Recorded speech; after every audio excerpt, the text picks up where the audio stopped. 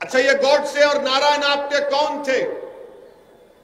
ये नारायण आप्टे एक दीक्षित महाराज के पास गया, दोनों गए, गोडसे और नारायण आप्टे, जाकर कहा कि दीक्षित महाराज, हम निजाम की पैसे लूटेंगे, तुम्हारे पास बड़े बड़े गाड़ियां, हमको बड़े बड़े गाड़ियां दे दो।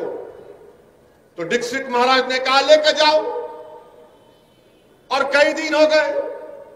तो महाराज ने कहा कि बेटा क्या हुआ, बड़ी गाड़ी तो लेकर चले गए, बोले अभी कर रहे। बाद में दीक्षित महाराज को समझ में नहीं आया तो गए, जाकर देखा तो क्या हुआ कि उनकी बड़ी अंपाला गाड़ी में नारायण आप्टे अपनी गर्लफ्रेंड के साथ इश्क रचा रहे हैं। भाई हट जाइए, भड़काऊ भाषण हो रहा, बीच में नहीं आ रहा। ये हिस्टोरिकल फैक्ट है, हिस्टोरिकल फैक्ट है, मैं बिल्कुल सच्चाई से कह रहा हूं। वो महाराज बोले ये क्या है, तुम तो गाड़ी लेकर गए थे निजाम के पैसे लूटने के लिए, और तुम यहां पर अपनी गर्लफ्रेंड के साथ हमटी डमटी मनी हनीमून क्या कर रहे हैं? ये पहली मिसाल। दूसरा, उन्होंने जाकर पैसे लिए कि हमको स्टेन गन चाहिए क्योंकि पार्टीशन में जुल्म हो रहा है, हम स्टेन गन से हिफाजत करेंगे। अक्सरेती तबकों की स्टेन गन ले लिए, उसको कॉक करना नहीं आया, इस्तेमाल करना नहीं आया। ये इनका बैकग्राउंड। और गोडसे का और एक बैकग्राउंड सुनो आप। गोडसे इस भारत देश का, आजाद भारत का सबसे पहला टेररिस्ट। और गोडसे जब पैदा हुए तो उनके मां बाप ने उनके नाक में नाक की बाली डाली, और कई साल तक उनको बच्चियों के कपड़े पहनाए, क्योंकि उनसे पहले कई बच्चे होते थे, इंतकाल हो जाता था।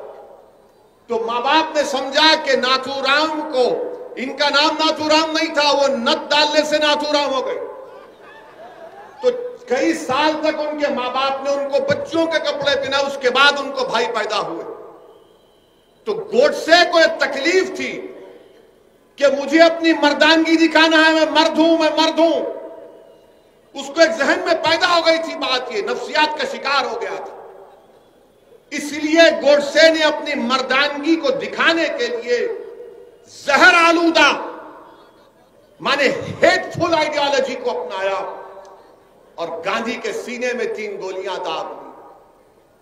बताइए आपके 28 जनवरी तक गोडसे और नारायण आप्टे के पास पिस्टल नहीं था, बंदूक नहीं थी।